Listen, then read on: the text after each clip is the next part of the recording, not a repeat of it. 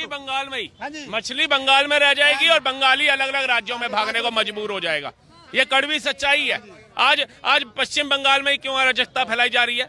वक्त तो पूरे भारत के लिए संशोधन किया गया है ना, अगर ये इसके अंदर किया तो सिर्फ पश्चिम बंगाल में क्यों? और दो ममता बानो को वोट। वो बाटा की चप्पल पहन करके तुम्हें मूर्ख बनाने का काम कर रही है। वो सफेद साड़ी पहन करके तुम्हें विधवा बरतेगी तुम्हारी औरतों को। और क्या कर रही है वो तुम्हारे सुहाग उजाड़ दिया, मार दिया ना 3 बंदों को कल। काहे का भाईचारा था? उनकी माँ बीवियों घरवालियों से पूछो, उनके बच्चों से पूछो जिनके यकीम हो गए बच्चे रातों रात। जाकर के पूछो ना क्या कर रही है पुनः राज्य की सरकार में ममता बनर्जी। वहां पर देखो पुलिस वाले बेचारे वो सेफ्टी लेकर के पीछे दुबके पड़े और पत्थर खा रहे हैं। आर्मी वाले पत्थर खा रहे हैं। क्या भारत की आर्मी, भारत का हमारा शौर्य है पत्थर खाने के लिए क्या भर्ती होती है? क्या हमारी पुलिस जो है वो पत्थर खाने के लिए भर्ती होती है क्या? Police department. पलायन किए हुए लोग कह रहे हैं कि वहाँ पानी में जहर मिलाया जा रहा है, छोटे छोटे बच्चे पथराव कर रहे हैं।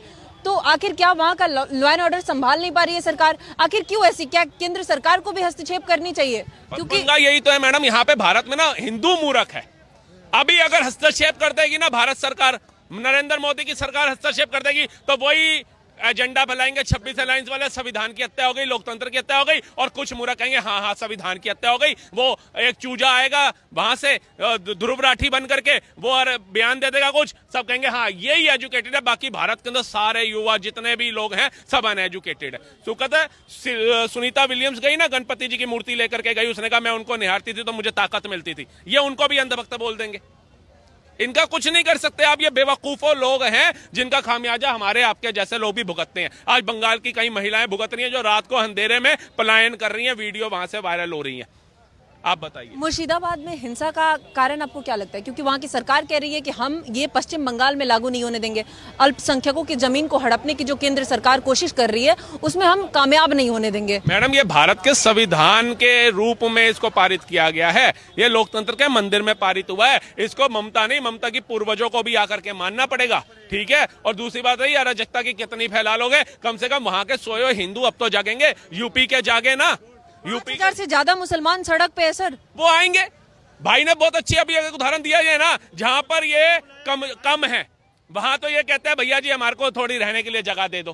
फिर ये कहेंगे हमें नागरिकता दे दो। फिर ये कहेंगे ये देश किसी के बाप का थोड़ी ना है। तो वो उनकी सोच है।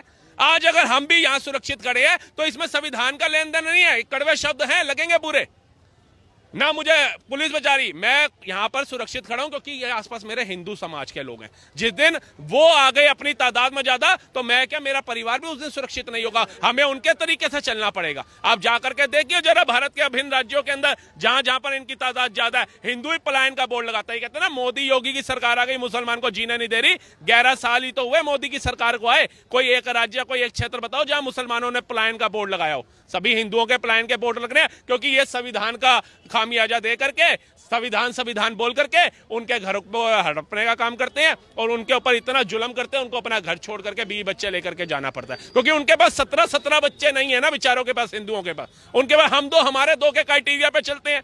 वो कहते हैं हमारे 2 बच्चों का ही हो गया तो हम किसके लिए जिएंगे? उससे अच्छा इस घर को औने पौने दांव में बेचो और निकलो। उनके 17 बच्चे हैं, उनको अहमियत नहीं है, तभी पत्थर मारने के लिए संभल में भेज देते हैं। और वो 5 बच्चे जो गोली मारे जाते हैं मुठभेड़ के अंदर, उनको 5-5 लाख रुपया देने के लिए सरकारें बैठी है हमारी।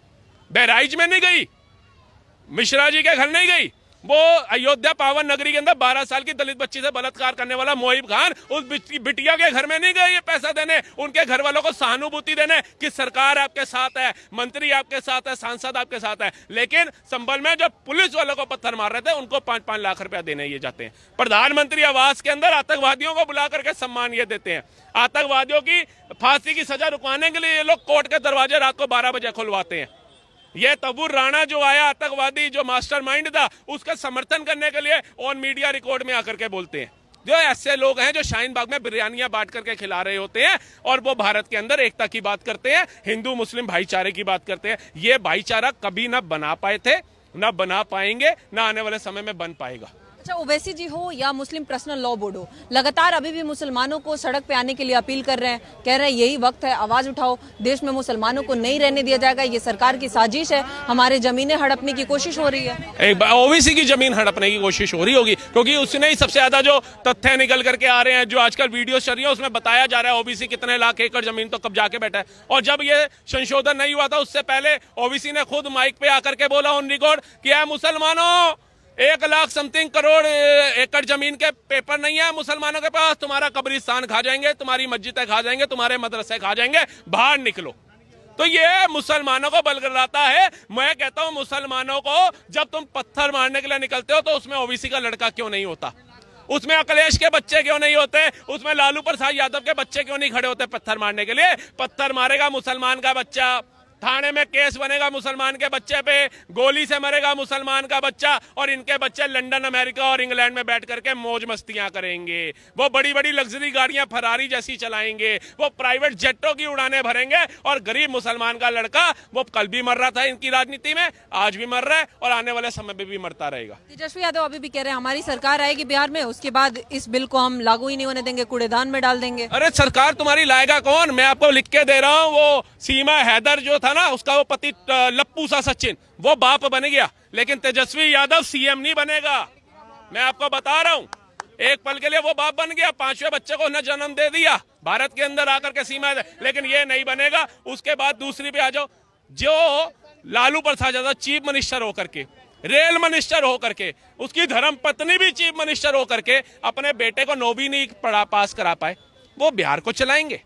जिनका बेटा दूसरा, वो तेज प्रताप यादव, जिसको डस्टबिन नहीं बोलना था डिस्टबिन बोल रहा है, जिसको CFL नहीं बोलना था बिल बोल रहा है, बिल BIL बोल रहा है, CFL के स्पेलिंग, वो चलाएगा। जो दरोगा को कह रहे हैं दरोगा होली पे ठुमका लगाओ जरा इस गाने पे, नहीं तो सस्पेंड कर देंगे, वो बिहार को चलाएंगे। जो लोकसभा चुनाव में अपने कार्यकर्ताओं को लात मार के स्टेज से भगा रहा है, वो बिहार को चलाएगा। जिनके पिताजी ने 15 साल राज किया बिहार के ऊपर, एक एम्स नहीं बना पाए, दिल्ली के एम्स में आकर के लेटना पड़ रहा है, वो बिहार को चलाएंगे।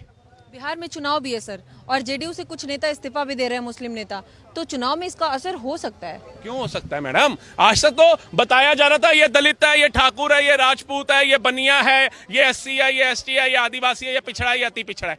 आज अगर नरेंद्र मोदी की सरकार ने लोकतंत्र के मंदिर में बता दिया भैया वक्फ बोर्ड में तो पसबंदिये भी आएंगे, पिछड़े भी आएंगे, बोहरा भी आएंगे, सिया सुन्नी दोनों आएंगे, और मुस्लिम महिलाएं भी आएंगी, उन्होंने इनका जाति वर्णन कर दिया।